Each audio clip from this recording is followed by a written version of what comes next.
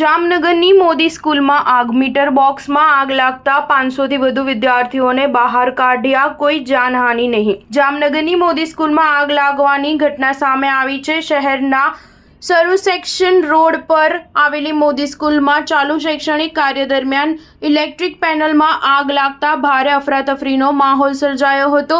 જો કે શાળાના સ્ટાફની સમયસૂચકતાથી તમામ 592 વિદ્યાર્થીઓને હેમખેમ બહાર કાઢવામાં આવ્યા હતા અને આગને કાબૂમાં લેવામાં આવી હતી. જ્યારે મહાનગરપાલિકાની ફાયર બ્રિગેડની ટીમે દોડી જઈ સમયસર શાળાની ફાયર સિસ્ટમનો ઉપયોગ કરીને આગ બુઝાવી દેતા સર્વેએ હાશકારો અનુભવ્યો હતો. આ અંગે મળતી માહિતી મુજબ જામનગરની મોદી સ્કૂલમાં ઇલેક્ટ્રિક પેનલમાં શોર્ટ સર્કિટને કારણે આગ લાગવાની ઘટના બની હતી. જો કે આગ લાગતાની સાથે સ્ટાફ દ્વારા વિદ્યાર્થીઓને શાળાની બહાર કાઢવાની પ્રક્રિયા ચાલુ કરી દેવામાં આવી હતી અને તુરંત 592 વિદ્યાર્થીઓને હેમખેમ બહાર કાઢવામાં આવ્યા હતા. શાળાના સ્ટાફ દ્વારા આગને કાબૂમાં લેવામાં આવી હતી.